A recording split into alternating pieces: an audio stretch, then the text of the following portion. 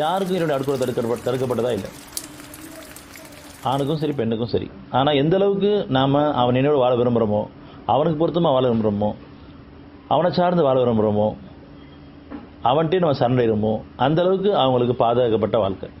அந்த பாதுகாப்பு வேணும்னு சொன்னால் நம்ம இன்றைக்கி ஒவ்வொருத்தரும் தன்னிச்சையாக உணர்ந்து, சொந்தமாக உணர்ந்து, சுயமாக அமுகம் திரும்பி, நீ எனக்கு முந்தைய வாழ்க்கையோட பிந்தைய வாழ்க்கையை லேசாக்கி வச்சுருக்க, இனி வாழக்கூடிய வாழ்க்கையெல்லாம் வந்து லேசாகவே இருக்கணும், சுகமாகவும் இருக்கணும் அப்படின்னு சொன்னால் உன் நினைவுகள் அதிகரிக்கணும், உன்னை மறந்து விட்டு நான் ஆயிடக்கூடாது, என்னையும் என்னுடைய பெற்றோரையும் என்னுடைய குடும்பத்தையும் என் சந்ததி நீயே பொறுப்பேற்று வழி நடத்து, எங்களை எங்கள் பொருள் விட்டுறாதிரவனே நம்ம அவனை ஒப்படைக்கும் பொழுது இறைவனுடைய அருள் நமக்கு எல்லாருமே இறங்க ஆரம்பிச்சோம்.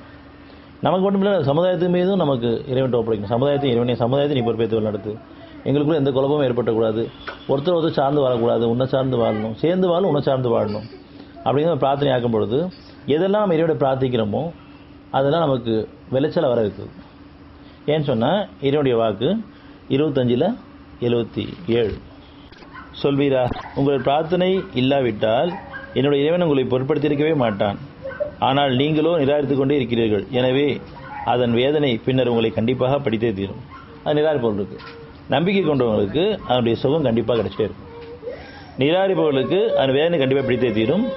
யார் இறைவன் திரும்பி சுகத்தை விரும்புகிறாங்களோ, அருள் விரும்புகிறாங்களோ, நன்மையில் விரும்புகிறாங்களோ, ஞானங்கள் விரும்புகிறாங்களோ, உணர்ச்சியோடு வாழ விரும்புகிறாங்களோ, நன்றியோடு வாழ விரும்புகிறாங்களோ, அவன் நினைவோடு வாழ விரும்புகிறாங்களோ, அவங்களுக்கு நன்மைகள் அதிகரிச்சுட்டே இருக்கும், சுகத்துக்கு மேலே சுகம் கிடைச்சிட்டே இருக்கும்.